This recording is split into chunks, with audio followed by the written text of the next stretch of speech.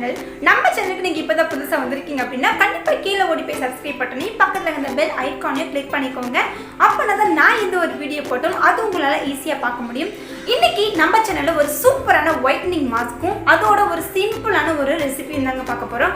கண்டிப்பா இந்த வீடியோ உங்களுக்கு பிடிக்கும் அப்படின்ற ஒரு நம்பிக்கையோட ஸ்டார்ட் பண்றேன். கண்டிப்பா இந்த வீடியோ ஸ்கிப் பண்ணாம பாருங்க.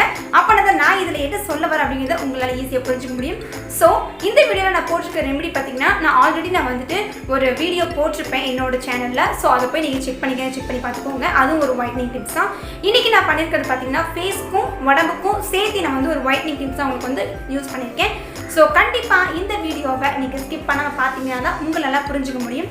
ஸோ வாங்க இன்னைக்கு நம்ம வீடியோக்குள்ளே போய் எப்படி பண்ணலாங்கிறத பார்க்கலாம். இப்போ இந்த ஃபேஸ் பேக் செய்யறதுக்கு ஒரு குட்டி பவுல் நல்லா க்ளீனாக எடுத்துக்கோங்க.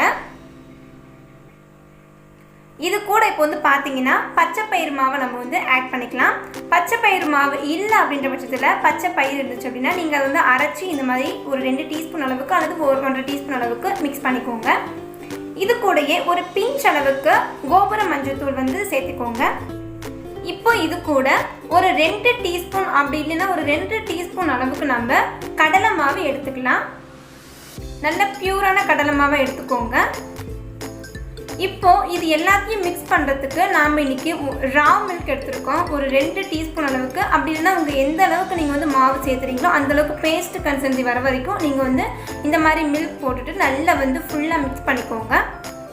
நல்ல பேஸ்ட் லெவலுக்கு வரணும். ஸோ அந்தளவுக்கு நம்ம ஃபுல்லாக மிக்ஸ் பண்ணிக்கலாம்.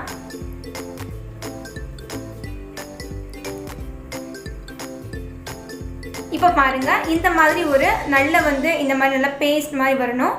ஸோ நமக்கு இப்போ நமக்கு இந்த பேக் ரெடி ஆகிடுச்சு. இப்போ நம்ம இதை எப்படி ஃபேஸில் அப்ளை பண்ணலாம் அப்படிங்கிறத போய் பார்க்கலாம். ஃபர்ஸ்ட் பார்த்தீங்க அப்படின்னா நம்ம நல்லா மூஞ்சை ஃபுல்லாக கழுவிக்கணும். கழுவிட்டு கர்டு கிளன்சிங் பண்ணுறதுக்கு ஃபஸ்ட்டு நம்ம கர்டு எடுத்துக்கலாம். நீங்கள் கிளன்சிங் பண்ணுறதுக்கு லைக் கர்டு எடுத்துக்கலாம். அப்படி இல்லைன்னா மில்க் ராவ் மில்க் எடுத்துகிட்டு அதையும் நீங்கள் யூஸ் பண்ணிக்கலாம். கிளன்சிங்க்கு நம்ம நிறைய யூஸ் பண்ணிக்கலாம். பட் கர்ட் அப்படிங்கிறது ரொம்ப ரொம்ப நல்ல ஒரு எஃபெக்டிவானது. ஸோ கிளன்சிங்க்கு நான் இன்றைக்கி கர்ட் எடுத்திருக்கேன். சும்மா ஜஸ்ட் 1 டீஸ்பூன் மாதிரி நல்ல கட்டியான கர்டு எடுத்திருக்கேன். கடையில் வாங்கின கர்டு தான். நான் இன்றைக்கி இந்த கர்டு யூஸ் பண்ண போகிறேன். ஃபேஸில் அப்ளை பண்ணி காட்டுறேன்.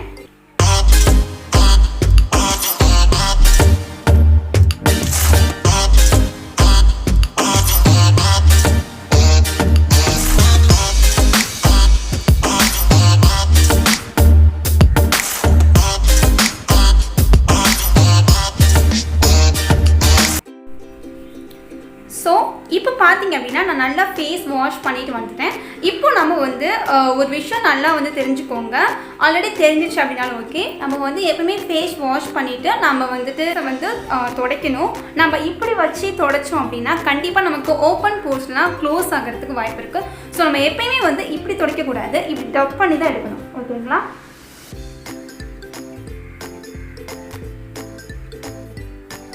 இப்போ பார்த்தீங்க அப்படின்னா நான் நல்லா ஃபேஸ்லாம் துடைச்சிட்டேன். இப்போ நம்ம நெக்ஸ்ட்டு ஸ்க்ரப் பண்ணிக்கலாம்.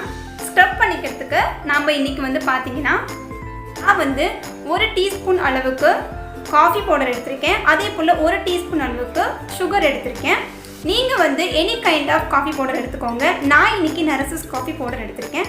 ஸோ இந்த மாதிரி யூஸ் பண்ணிக்கலாம். காஃபி பவுடர் ஸ்க்ரப் பண்ணுறதுக்கு நம்ம யூஸ் பண்ணுறது பார்த்தீங்கன்னா ஆஃப் பொட்டேட்டோ எடுத்து இந்த மாதிரி குட்டியாக கட் பண்ணி வச்சுக்கிட்டேன் ஸ்க்ரப் பண்ணுறதுக்கு. நீங்கள் பொட்டேட்டோ அப்படின்ற பட்சத்தில் நீங்கள் டொமேட்டோஸ் கூட எடுத்து ஆஃப் டொமேட்டோ எடுத்து நீங்கள் ஸ்க்ரப் பண்ணிக்கலாம். ரெண்டுமே நல்ல ஸ்க்ரப்பிங்காக யூஸ் ஆகும்.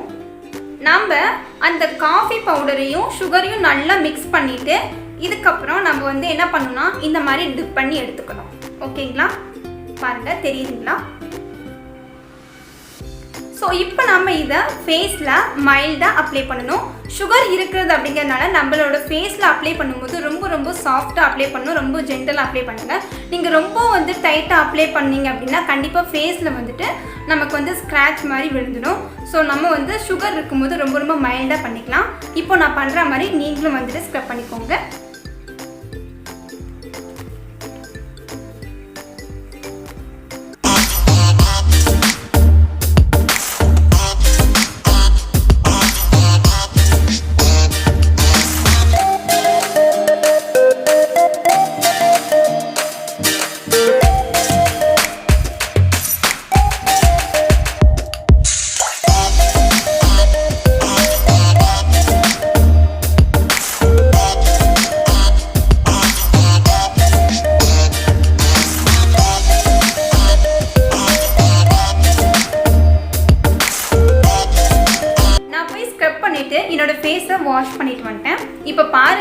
என்னோடய ஃபேஸ் உண்மையிலேயே ரொம்ப இப்போவே ரொம்ப ஸ்மூத்தாக இருக்குது.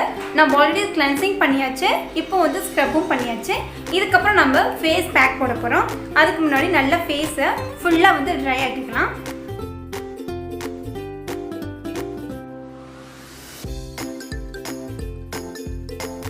ஸோ ஃப்ரெண்ட்ஸ், நான் இப்போ ஃபேஸ் வந்து பார்த்தீங்க அப்படின்னா நல்லா வந்து தொடச்சிட்டேன். இப்போ வந்து நம்ம ஃபேஸுக்கான லாஸ்ட்டாக ஒரு மாஸ்க் போட்டுக்கலாம். அதுதான் நம்ம தயார் பண்ணி வச்ச அந்த ஃபேஸ் மாஸ்க். ஸோ வந்துட்டு இப்போ நம்ம இதை ஃபேஸில் அப்ளை பண்ணலாம். இந்த மாதிரி ப்ரஷ் உங்கள்கிட்ட இருந்துச்சு அப்படின்னா ப்ரஷ் யூஸ் பண்ணிக்கோங்க. அப்படி இல்லை அப்படின்ற பட்சத்தில் நீங்கள் வந்து அதை கையிலேயே யூஸ் பண்ணிக்கலாம். நான் இன்னைக்கு ப்ரஷ் வச்சு பண்ணுறேன்.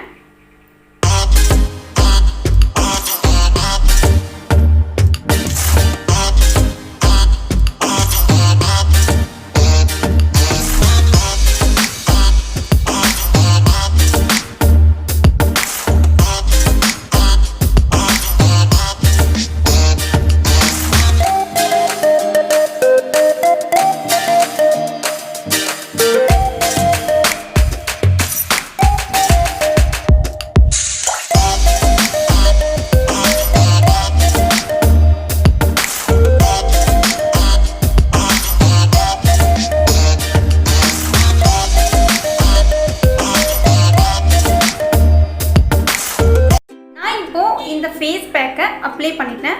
இந்த ஃபேஸ் பேக் போட்டுட்டு நீங்கள் கண்டிப்பாக ஒரு 20 to 25 மினிட்ஸ் ஆகுது அப்படியே ஃப்ரீயாக விடுங்க. ஒரு நல்லா வந்து ஃபுல்லாக வந்து நமக்கு ட்ரை ஆகணும். இப்போ பார்த்தீங்க அப்படின்னா நம்ம இதெல்லாம் யூஸ் பண்ணியிருக்கோம் இல்லைங்களா? ஸோ இதிலலாம் என்னன்னு பார்த்தீங்கன்னா நமக்கு இல்லை பிம்பிள்ஸாக இருக்குது, எனக்கு வந்து ஆயிலி ஸ்கின்னாக இருக்குது, ப்ளஸ் வந்துட்டு என்னோட ஸ்கின் பார்த்தீங்கன்னா எப்போயுமே ட்ரையாக தான் இருக்குது. அது மட்டும் இல்லாமல் என்னோடய ஸ்கின்னில் வந்துட்டு ஓப்பன் போர்ஸ் இருக்கா இல்லையா? ஸோ இந்த மாதிரி நிறைய கேள்விகளுக்கு இந்த ஒரு மாஸ்க் வந்து கண்டிப்பாக வந்து ஒரு நல்ல ரிசல்ட்டாக தான் உங்களுக்கு இருக்கும். கண்டிப்பாக இது எல்லாருமே யூஸ் பண்ணுங்கள். ஒருவேளை இந்த மாஸ்க்கை வந்து ஜென்ஸ் யூஸ் பண்ணுறீங்க அப்படின்னா மஞ்சத்தூளை ஸ்கிப் பண்ணிவிடுங்க. தேன் கலந்துருக்கும். ஸோ தேன் வந்து நிறைய பேர் வந்து சொல்கிறாங்க இது வந்து நமக்கு ஹேர் வந்துட்டு ஒயிட் ஆகிடும்னு சொல்லிட்டு. ஸோ நான் வந்து ரொம்ப நாளாக யூஸ் பண்ணிகிட்ருக்கேன். பார்த்த வரைக்கும் எனக்கு வந்து ஒயிட் வந்து எந்த ஒரு முடியும் வரல. ஸோ தேன் வந்து யூஸ் பண்ணிக்கோங்க. அதே போல் கேர்டு, இப்போ நீங்கள் வந்து கேர்டு யூஸ் பண்ணுறீங்க அப்படின்னா யாருக்காவது சைனஸ் இருக்குது, இல்லை வந்து எனக்கு கேர்டு சரி வராது, ரா மில்க் இருக்குது இல்லைங்களா, காய்ச்சாத பால். ஸோ காய்ச்சாத பாலை நீங்கள் வந்து யூஸ் பண்ணிக்கலாம். ஸோ நமக்கு வந்து அது வந்து ஒரு நல்ல கிளென்சிங்காக யூஸ் ஆகும். நம்மளே முக்கியமான நம்ம பார்ட் வந்து பார்த்தீங்கன்னா நம்மளோட ஃபேஸ் தாங்க இல்லைங்களா? ஸோ அப்படி முக்கியம் இருக்கும்போது நம்மளோட ஃபேஸ்க்கு நம்ம வந்து கண்டிப்பாக முக்கியத்துவம் கொடுக்கணும். அப்படி நம்ம கொடுக்கல அப்படின்னா கண்டிப்பாக வந்து பார்த்தீங்கன்னா பார்க்குறவங்க என்ன இப்படி இருக்கா, என்ன இவ்வளோ கருப்பாக இருக்கா. ஸோ கருப்பாக இருக்கிறது கூட ஏற்றுக்கலாங்க. ஆனால் வந்துட்டு நம்ம ஃபேஸில் வந்து ஒரு நல்ல வந்து ஒரு பிரைட்னஸ் இல்லைன்னா கண்டிப்பாக வந்து நம்மளால் எதுவுமே பண்ண முடியாது. ஸோ நம்மளோட ஃபேஸை நம்ம இப்போ தான் வந்து ஒழுங்காக பார்த்துக்க முடியும். அதுவும் இல்லாமல் இப்போ வந்து நமக்கு வந்து குவாரண்டைன்ஸ் டே வந்து நமக்கு ரன் ஆகிட்டு இருக்கு. ஸோ இந்த டைமிங்கில் நம்ம வீட்டில் இருக்கவங்க எல்லாருமே சரி, நம்ம காலேஜ் படிக்கிற பொண்ணுங்களாக இருந்தாலும் சரி, இல்லை வந்து வேலை செய்கிற பொண்ணுங்களாக இருந்தாலும் சரி, இப்போ தான் வந்து ஃப்ரீயாக இருப்பாங்க. ஸோ இப்போ வந்து நிறைய சமையல் கற்றுக்கிறது, நிறைய வந்து பியூட்டி டிப்ஸ் வந்து பார்த்து அதை வந்து அவங்க பயன்படுத்து. ஸோ இந்த மாதிரி டைம் வந்து நம்ம எப்பயுமே வந்து யூஸ்ஃபுல்லாக யூஸ் பண்ணிக்கணுங்க.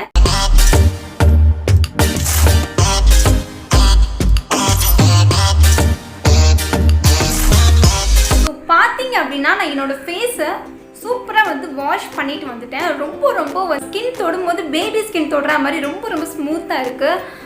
உண்மையிலே வந்து இந்த பேக் ரொம்ப நல்லா இருக்குங்க. அந்த நம்ம கிளென்சிங் பண்ணுற தயிராக இருந்தாலும் சரி, இல்லை ஸ்க்ரப் பண்ண சுகரும் காஃபி பவுடராக இருந்தாலும் சரி, இல்லை வந்துட்டு அந்த மாஸ்க் அதுலேருந்து இந்த ரெமிடிஸ், ஸோ ரொம்ப சூப்பராக ஒர்க் அவுட் ஆகிருக்கு. கண்டிப்பாக இதை நீங்கள் ட்ரை பண்ணி பாருங்கள். ரொம்ப சூப்பராக இருக்குது.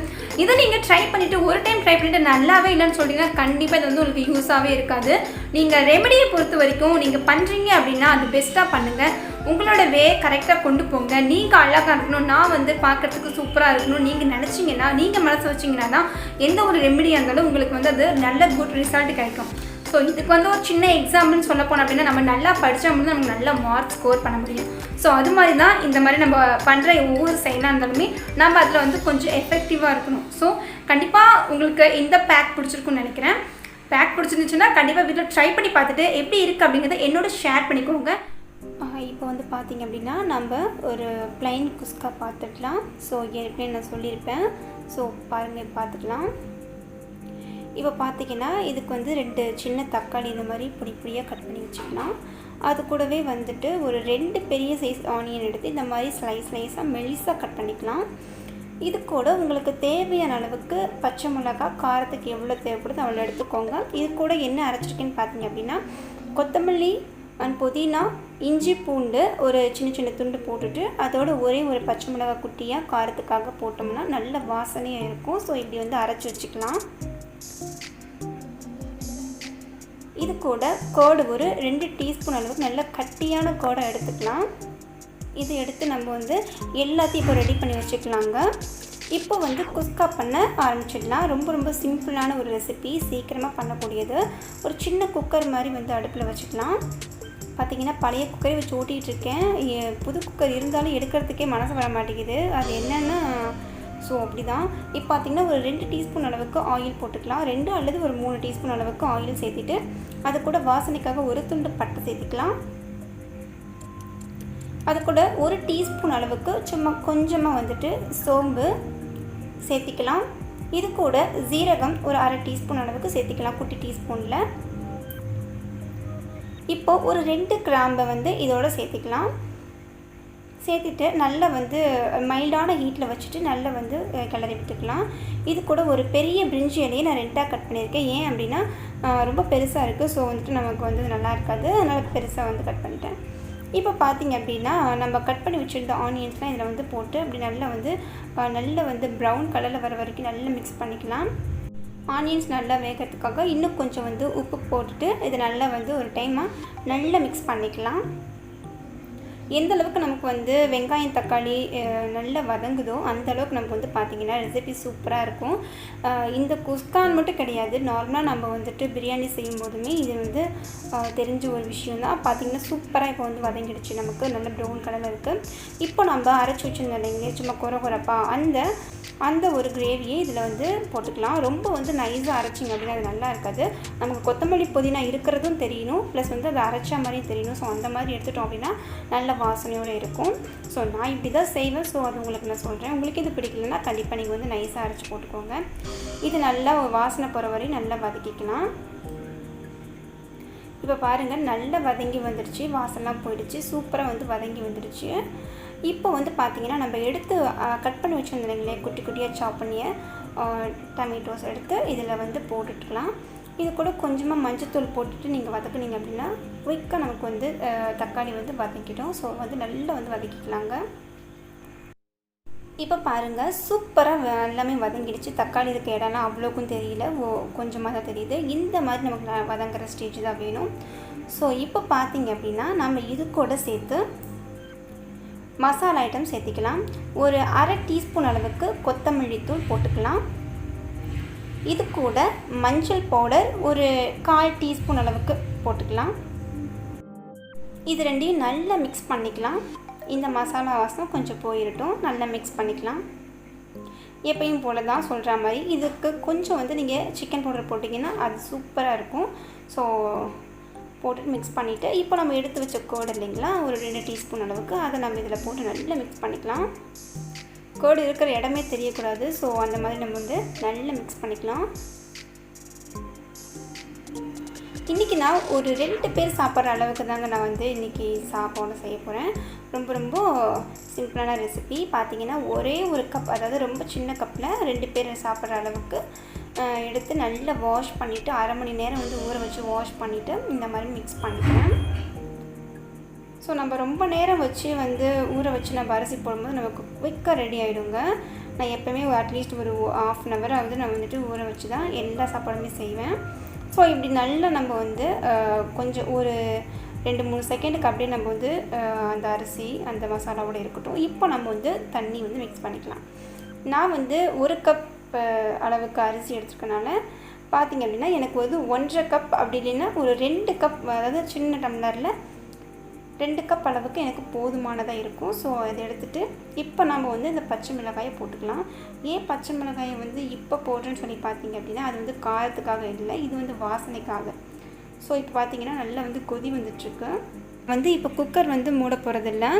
நான் எப்போயுமே குக்கரில் சமைக்கும் போது நல்லா வந்து தண்ணி ஃபுல்லாக ட்ரை ஆனதுக்கப்புறம் தான் ஒரு 5 நிமிஷம் மட்டும்தான் அடுப்பில் விடுவேன். நான் விசில் விட்டு நான் எதையுமே வந்து செய்ய மாட்டேன். ஏன்னா நமக்கு இப்படி செய்கிறது வந்து பார்த்திங்கன்னா நமக்கு குயிக்காக செய்கிறதோட மட்டும் இல்லாமல் நமக்கு ஓரளவுக்கு வந்து அடி பிடிக்காமல் இது பண்ணும். ஸோ விசில் விடணும்னு நினைக்கிறவங்க ஒரு விசில் வந்து விட்டு எடுத்துக்கோங்க. பாஸ்மதி ரைஸ்னால் ஒரு விசில் போதுமானதாக இருக்கும். பார்த்திங்கன்னா எனக்கு சூப்பராக இப்போ வந்துட்டு எல்லா தண்ணியும் சொல்லிடுச்சு. இப்போ வந்து இது எல்லாத்தையும் ஒரே சீராக வச்சுட்டு இப்போ நம்ம வந்து இதை குக்கர் போட்டுட்டு வெறும் 5 நிமிஷம் மட்டும் அப்படியே லோ ஹீட்டில் இருக்கிறதுலையே லோவான ஹீட்டில் வந்து அடுப்பை வச்சுட்டு ஒரு 5 மினிட்ஸ் மட்டும் வெயிட் பண்ணிவிட்டு 5 மினிட்ஸ்க்கு அப்புறம் தாராளமாக எடுக்க போகிறேன். இப்போது பார்த்திங்கன்னா நான் மூடிட்டேன். இப்போ ஒரு 5 மினிட்ஸ்க்கு அப்புறம் எப்படி இருக்குன்னு பார்க்கலாம். இப்போ பாருங்கள் 5 மினிட்ஸ் ஆகிடுச்சு. இப்போ நம்ம குக்கரை ஓப்பன் பண்ணிக்கலாம். பாருங்கள் சூப்பராக வந்து நமக்கு ஆல்ரெடி ட்ரை ஆகிடுச்சு. இப்போ வந்துட்டு ஃபுல்லாக வந்து கொஞ்சம் நெஞ்சம் வெந்துட்டுருக்கு அந்த வேகாத அரிசி. இப்போ வந்து வெந்துடுச்சு. ஸோ சூப்பராக வந்து ரெடி ஆகிடுச்சு. இப்போ வந்து இதை வந்து தனியாக ஒரு ஹாட் பாக்ஸ் மாதிரி போட்டு வச்சுக்கலாம். பாருங்கள் சூப்பராக வந்து நமக்கு ரெடி ஆகிருக்கு. ரொம்ப ரொம்ப சூப்பராக இருக்கும். உண்மையிலேயே வந்து இது வந்து செஞ்சு பாருங்கள், ரொம்ப டேஸ்டியாக இருக்கும். இது கூட வந்து சிக்கன் 65 அப்படி இல்லைன்னா வந்துட்டு ஏதாவது கிரேவி மாதிரி ஏதாவது வந்து முட்டை கிரேவி மாதிரி பண்ணிங்கன்னா நல்லாயிருக்கும்.